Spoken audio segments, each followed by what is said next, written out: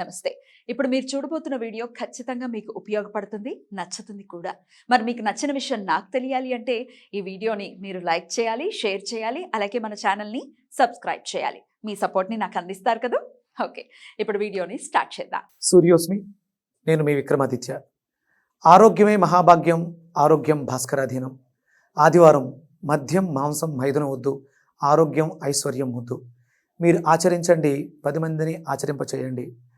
ఆచరించండి, ఆరోగ్యవంతులుగా ఉండండి. ఆచరించండి, ఐశ్వర్యవంతులు కండి. ఆచరించండి, ఆనందంగా జీవించండి. సూర్యోస్మి. నమస్తే, వెల్కమ్ టు అవర్ ఛానల్. నేను పద్మిని. ప్రస్తుతంతో పాటు ప్రముఖ ఆధ్యాత్మికవేత్త, సూర్య ఉపాసకులు, sun spiritual society founder Vikramaditya గారు ఉన్నారు. మాట్లాడదాం. సార్ నమస్తే. సార్ సూర్యోస్మి తల్లి. బ్యాడ్ హ్యాబిట్స్ లేని వాళ్ళు నిజంగా చాలా అదృష్టవంతులని చెప్పుకోవచ్చు. బ్యాడ్ హ్యాబిట్స్ లేనివాడు ఎవ్వడూ లేడు అంటే అతిశయోక్తి కాదు. ఎలా చెప్తారు అసలు బ్యాడ్ హ్యాబిట్స్ మాకేం లేవు అని అంటే కాదు. అబద్ధం ఆడటం కూడా బ్యాడ్ హ్యాబిటే. అది ఆడని వాడు ఎవరైనా ఉంటే ఒప్పుకోవచ్చు. మహర్షి అని పిలవచ్చేమో వాళ్ళని కదా. అంటే చిన్న వాటికి, అంటే అవసరం లేని పరిస్థితుల్లో కూడా అబద్ధం ఆడేది అది అలవాటు అయిపోయింది అందరికీ. అదే తన మన అనే భేదం ఏం లేదు, వీళ్ళు వాళ్ళు అనేం లేదు, చిన్నపిల్లలు పెద్దవాళ్ళు అని లేకుండా అది అట్లా జీర్ణం అయిపోయిందేమో అని అనిపిస్తుంది. మార్చుకోవాలి ఖచ్చితంగా. అబద్ధం అంటే మరి లక్ష్మీదేవికి అది అస్సలు ఇష్టం లేనటువంటి విషయం కాబట్టి మరి ఎందుకు ఇంత ఆర్థికపరమైన ఇబ్బందులు వస్తున్నాయంటే మనం పురాణాలు, మన ఇతిహాసాలు చూస్తూ ఉంటే ఖచ్చితంగా కొన్ని శ్లోకాలు చెప్పగానే చెప్తాయి అబద్ధాలు ఆడితే ఉండను అని క్లియర్గా లక్ష్మీదేవి చెప్పింది. ఇక బ్యాడ్ హ్యాబిట్స్ ఇక రకరకాలు, సిగరెట్ల దగ్గర నుంచి మొదలుకొని ఇంకా వాళ్ళ స్థాయి, అనుగ్రహం ఏ లెవెల్లో ఉంటే ఆ లెవెల్లో బ్యాడ్ హ్యాబిట్స్, వీటన్నిటి నుంచి బయటపడాలంటే ఎలా సార్, ఎలా బయటపడవచ్చు? ఈ వ్యసనాలకి కారకుడు, ప్రధానమైనటువంటి కారకుడు రాహు. అవునా? మాయావి. రాహు ఆ గ్రహస్థితిలో అక్కడ ఉన్నటువంటి స్థానాలను బట్టి ఆయా వ్యసనాల యొక్క స్థాయి తీవ్రంగాను ఉంటుంది. ఎంతో కొంత దాని ప్రభావం ఉంటుంది.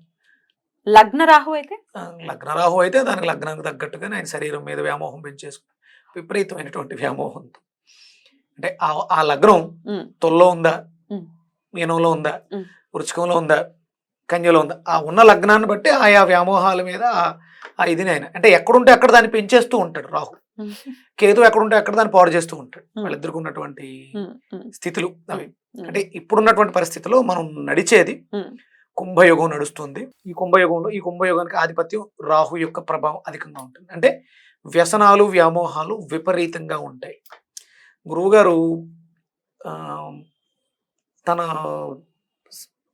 ఈ రెమెడీస్ రాసే సందర్భంలో 1990లోనే చెడిపోబోతుంది, ప్రాబల్యం ఇలా ఉంటుంది, దీని ప్రభావం వల్ల స్త్రీ పురుషులలో వ్యామోహాలు విపరీతంగా పెరుగుతాయి, వ్యసనాలకు విపరీతంగా బానిసలైపోతారు అని చెప్పి అప్పుడే, అంటే 20-30 ఏళ్ల క్రితం ముందే జరగబోయేదాన్ని దర్శించారంటే గ్రహ గమనం.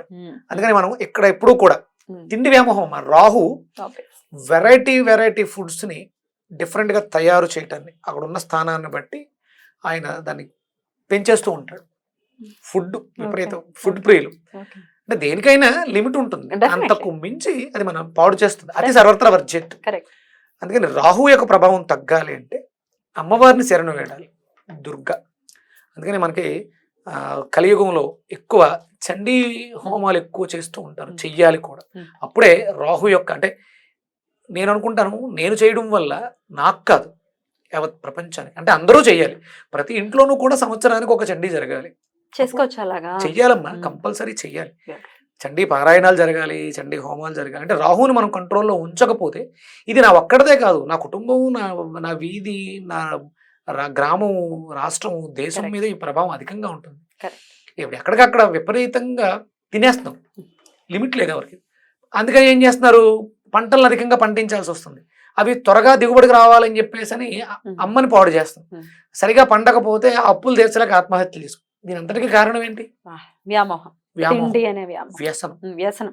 తిండి వ్యసనంగా మారుతుంది.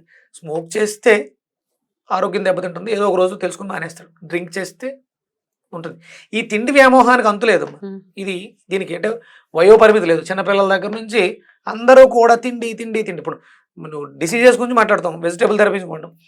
ఈ వెజిటేబుల్ జ్యూసెస్ తాగుతూ ఉదయం ఏం తినాలండి, మధ్యాహ్నం ఏం తినాలి, సాయంత్రం ఏం తినాలి, మీకున్న రోగం ఏంటి? షుగర్. షుగర్ ఎందుకు వచ్చింది? Hmm. ఈ అధికంగా చెత్త అంతా తినేయడం వల్ల షుగర్ వచ్చింది. కొద్ది రోజులు మానేస్తే షుగర్ తగ్గుద్ది కదా. Hmm. ఈ షుగర్ ట్రీట్మెంట్ చేస్తూ ఉదయం ఏం తినాలి, మధ్యాహ్నం ఏం తినాలి అడుగుతుంటే సార్ ఆకలి వేసేస్తుంది అంటే ఏం చెప్తారు సార్ రామాదానం? మరి ఆకలి ఆకలి అదేనమ్మా, అదే ఆకలి పరిమితంగా ఉంటే ఆరోగ్యంగా ఉంటాం. ఆకలి అపరిమితంగా ఉంటే అడ్వైన్ గడ్డి తినేస్తే రోగాలు బారిన పడుతున్నాం. Right. ఆకలినే మనం కంట్రోల్ పెట్టాలి. అదే ఆకలే రాహువు. రాహు నదులోపల పెట్టండి. అమ్మవారిని శరణు వేడండి. అంటే ఇది చాలా అవసరం రెగ్యులర్గా. అందుకని మనకి అమ్మవారికి పులిహోర నివేదన నైరుతి గదులలో పసుపు రంగు పెయింట్లు వేయటం, పసుపు రంగు ఐటమ్స్ పెట్టడం కూడా ఆకలిని తగ్గిస్తుంది. టైగర్ ఫుడ్ అంటారు పులిహోర. అంటే దాన్ని ఎక్కడికైనా వెళ్ళినప్పుడు ప్రయాణాలు అవి తీసుకెళ్తారు.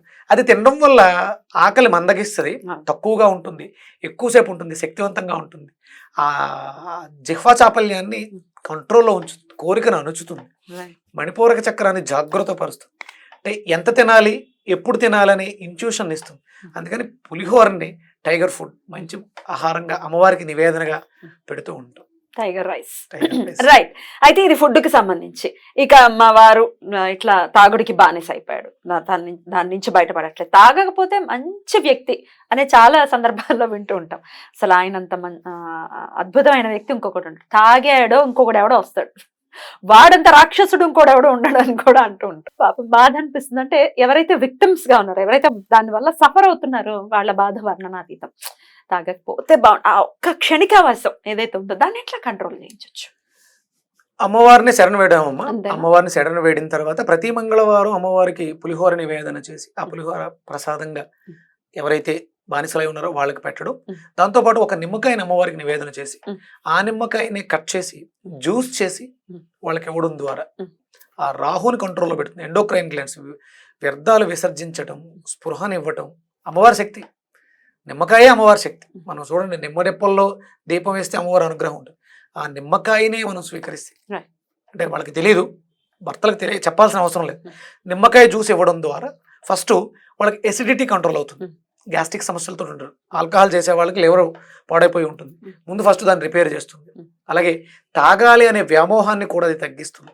ఒక 2 నిమ్మకాయల్ని జ్యూస్, చిన్న అల్లం మొక్క వేసి జ్యూస్ చేసి రెగ్యులర్గా ఇవ్వడం ద్వారా ప్రతి మంగళవారం అమ్మవారికి పులిహోర ప్రసాదం చేస్తాం. అమ్మవారికి సంబంధించినటువంటి మనం దుర్గా స్తోత్రం చెప్పాం, నమోదేవి మహాదేవి.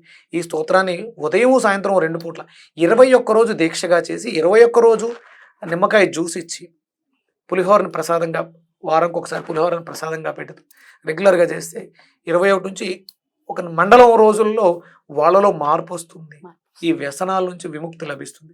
మీ పడక గదులలో పసుపు రంగు బెడ్ బల్బులు పెట్టుకోవడం, కట్టెలు పసుపుగా ఉండేలా చూసుకోవడం చాలా ఉపయుక్తకరం. రైట్. ఇంకా ఎట్లాంటి బ్యాడ్ హ్యాబిట్స్ కైనా ఇదే ఇంకా పద్ధతి, అంతేనండి? అంతే. అయితే ఇంకా తల్లుల పాయింట్ ఆఫ్ వ్యూ నుంచి నేను అడుగుతున్నాను, మగపిల్లలు ప్రత్యేకంగా, ఆడపిల్లలు కూడా ఇంత తక్కువ లేదనుకోండి, జెండర్ డిస్క్రిమినేషన్ అనవసరం ఇక్కడ. వెళ్ళిన పిల్లలు సన్మార్గంలోనే వెళ్ళాలి, ఎలాంటి దుస్సంగత్వం చేయకుండా, అంటే చెడు స్నేహాలు చేయకుండా. పిల్లలు మాకు తెలియట్లేదు వాళ్ళు ఏం చేస్తున్నారో తెలియదు, ఈ భూతం ఒకటి అలాంటి ఇబ్బంది ఆపద కలగకుండా కాపాడుతూ ఉంటాడు. బ్యూటిఫుల్. ఇది చాలా చాలా అవసరమైనటువంటి విషయం. పెద్దవాళ్ళ సంగతి ఏమో కానీ పిల్లలు మాత్రం సన్మార్గంలో ఉండాలి. నేటి బాలలే రేపటి పౌరులు. వాళ్ళ ఇంటికి సంబంధించింది మాత్రమే కాదు, సొసైటీకి సంబంధించింది, యూత్ డెఫినెట్ గా బాగుండాలి వాళ్ళందరూ అని మనస్ఫూర్తిగా కోరుకుంటూ చక్కటి విషయాన్ని తెలియజేశారు. Thank you so much sir. నమస్తే. సూర్యస్మిత.